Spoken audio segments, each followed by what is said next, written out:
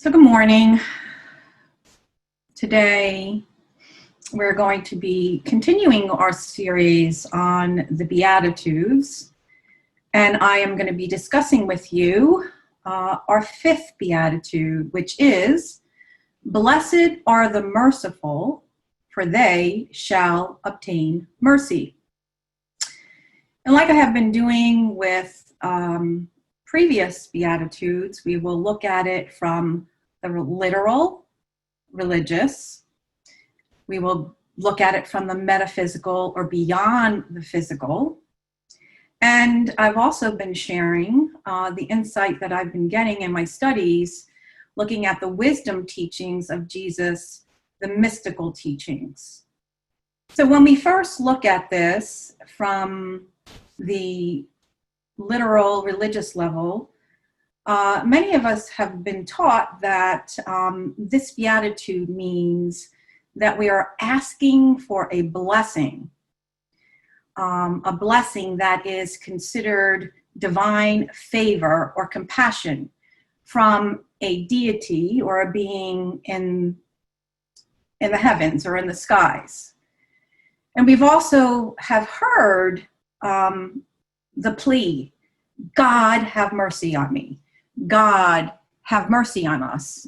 And I'm sure that that plea may have crossed our minds or our lips at some point over the last week, over the last months, as we are watching the death on many levels in our experience. Mercy also means, we've come to understand that as forgiveness. To have mercy for ourselves or another means that our hearts are open to be forgiving, to forgive ourselves, to forgive someone else. And when I look at the Webster's dictionary for merciful, it means to be full of mercy. But more specifically, to be filled with compassionate understanding. So we can read it that those who are filled with compassionate understanding will obtain it, will receive it, which goes in alignment with our metaphysical teaching, which means that which I hold in consciousness will be part of my experience. And in the book, Discover the Power Within You, when Eric Butterworth speaks of the metaphysical meaning of the fifth beatitude, he says, Jesus is emphasizing what comes to you is what your consciousness has drawn to you for healing. You may not like what you see in your world, but it is your attitudes and reactions that have contributed to the attracting force. You can change the pattern of attraction and change your world. This is why Jesus stated, "Love your enemies and pray for those that despitefully use you." Now, this has been a little misunderstood as well. And he says that Jesus teaches us not just because they deserve it or don't deserve it, but because you must take a step up in consciousness to invoke the higher working of the law, meaning to raise your vibration. And in that place, we not only have an impact on our being, but the world around us. So this leads us to even understanding it at a higher level of consciousness as we explore the law of exchange. So as I'm studying the wisdom teachings of Cynthia Burkhalter, she shares, when speaking of the fifth beatitude, that the root word of mercy used in Jesus' day comes from the old Etruscan word, or root rather, merc, which also gives us the word commerce, merchant, and exchange. But here again, Jesus speaks of consciousness. So what does it mean to exchange in consciousness? And Cynthia continues to say that exchange is the very nature of divine life. In simple terms, it means that everything is alive in energy. Everything that is alive is energy. The plants, us, everything is a vibration within us and carries a vibrational field. Every thought, every belief, every attitude, every action not only imprints on our torus field, which I'm going to get into more in just a moment, that surrounds us and fills us and surrounds us, but our torus field, our print, our vibrational field, also imprints on the torus fields of others and the whole of creation. Hence, it gives meaning. What is in one is reflected in the whole. What is in the whole, we will experience. Anger and sadness experienced in the world, oppression in the world, we will experience it if we are honest and if we open our hearts to that knowing. So I'd like to share from modern cosmology an excerpt about the torus field. Humans, individually and in groups, are surrounded by a torsional field. The axis of the field passes through the crown of the head and out the center of the groin and back up and around. The strength of the field is directly related to the consciousness and vitality of the person it surrounds. Each person's torus is unique, but also interconnects with the fields of others. The combined strength of human torus fields connecting together is best demonstrated when attending events. Think of a large group of people, all being exposed to any form of intense media, such as a football game or a concert. The euphoric feeling one experiences as a part of a group all enjoying an event together can be explained through this science. You see, the human body that consists mostly of water is very sensitive to sound and vibration. This in turn can amplify the torsional field surrounding the body, and in groups creates a sort of a human Wi-Fi as the tori grow and connect. This stimuli and combination effect give the group much stronger power, both as individuals and especially overall. The deep spiritual feeling of interconnected is extremely addicted and powerful. That's why you will hear where there are two or more gathered in the name of a prayer held in consciousness, or our life being that prayer, it is amplified. All emotions and feelings are infinitely amplified as others combined their energy to the group feeling. This helps us to understand the incredible popularity of concerts and sporting events, as well as to understand the effect of mob mentality. Anger can quickly become rage. And so I would like to share this video that I think even brings this law of exchange and explains torsional fields pretty powerfully.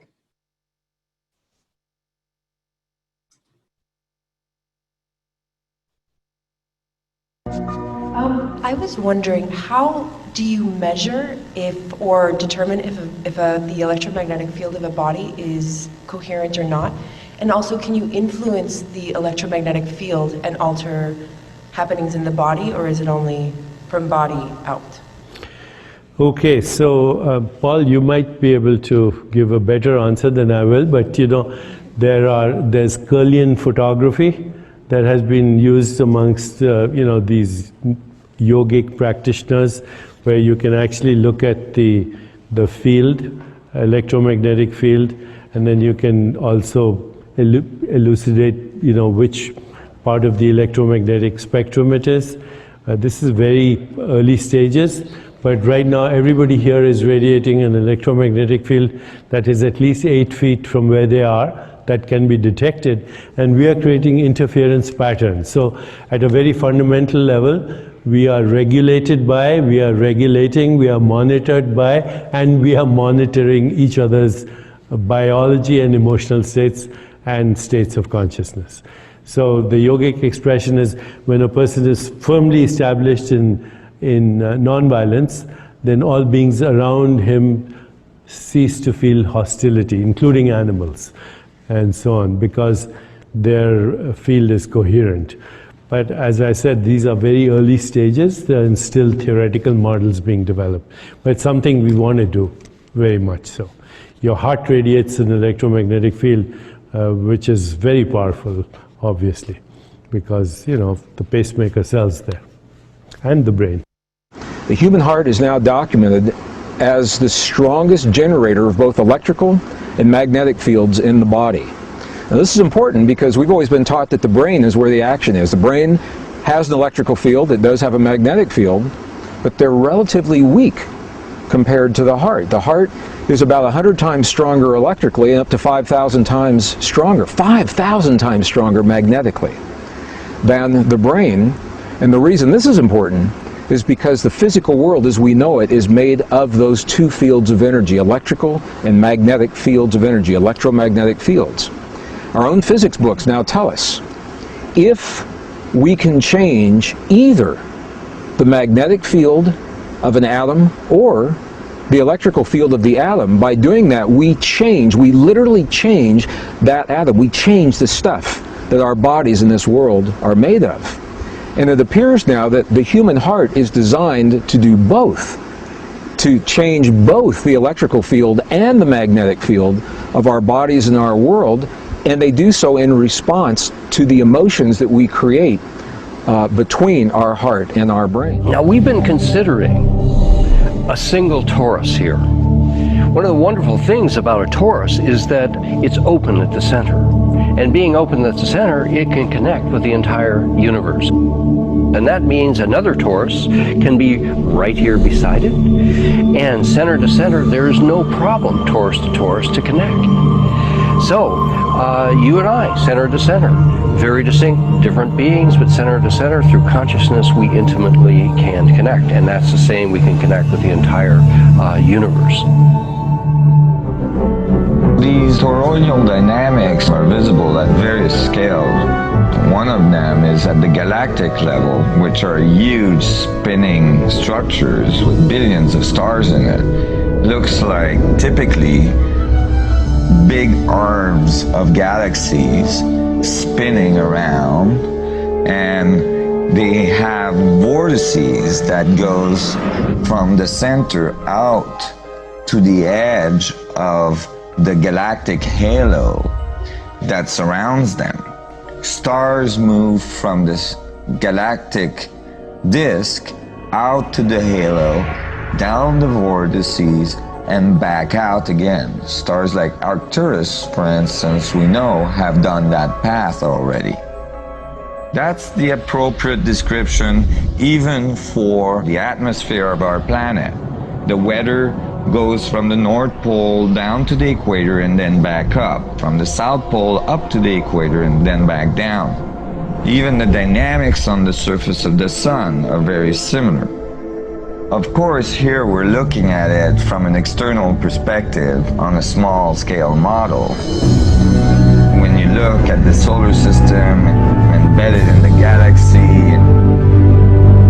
embedded in the cluster,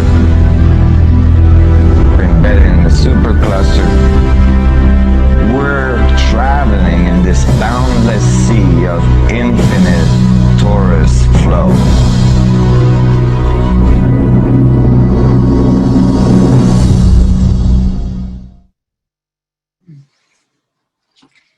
This video shows the science of energy, the science of our torus field, the science and the truth of the mystical teachings of the law of exchange, how powerful we really are. And I think in concept, we believe that our words, our actions, our attitudes, beliefs have the power to create. But we have not fully realized this truth from an awakened consciousness. Our institutions, be it law enforcement, our judicial system, our entire government, our healthcare system, to just name a few, have and been and continue to misuse and abuse power.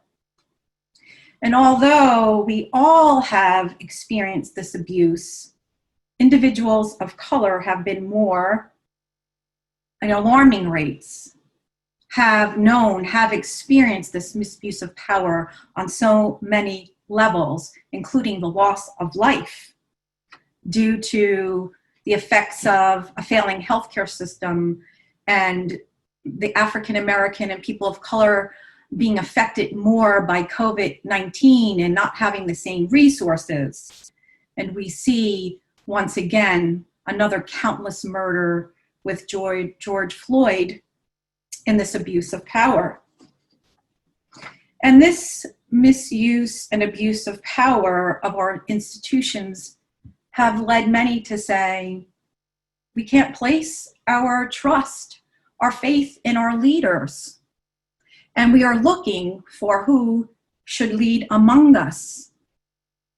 And often these very institutions that are supposed to be serving us have used their power, in fact, to pit each of us against each other, citizen against a citizen, no matter of what race, color, creed. And we have taken the bait, many of us. We too abuse our power. For if we really understood how powerful we really are, we would not abuse it by using our words and our actions to blame, shame, and judge and attack others who look different, who think differently, those who choose to wear a mask or not, and so on, or think positively, who don't, who believe in the power of prayer, or no, we can't believe in the power of prayer. It has failed us, so on and so on. And we continue to point fingers back and forth instead of realizing we have to yield the power and to learn it as we are entering a new realm. So many are ill, are hurting, are scared, are anxious, and our cities are burning. These are all signs of death. They are signs of endings that take place when the abuse of power is so great it cannot be sustained. Which leads us to Matthew chapter 7, verses 24 through 27. Everyone then who hears these words of mine and acts on them will be like a wise man who built his house on rock. The rain fell, the floods came, and the winds blew and beat on the house, but it did not fall because it had been founded on rock. And everyone who hears these words of mine and does not act on them will be like a foolish man who built his house on sand. For the rain fell and the floods came, and the winds blew and beat against that house, and it fell, and great was its fall. So my friends, as I breathe into my heart, and I question these days, what do I believe in? Do I believe in these truths that I have been studying and the new mysticism that I have been studying? And I do believe that this death is leading to a new awaken. So I ask, let us really awaken to the sacred truth of the law of exchange, that all life breathes together. All life breathes together. And when we know that, not just in concept, but in the very fiber of our being, and we are aligned in that consciousness from the highest place, we would never, ever think to misuse our power, our words, our actions, our deeds, to hurt another individual again. And our institutions will reflect that which is in our hearts. Blessings from my heart to yours. Let us heal.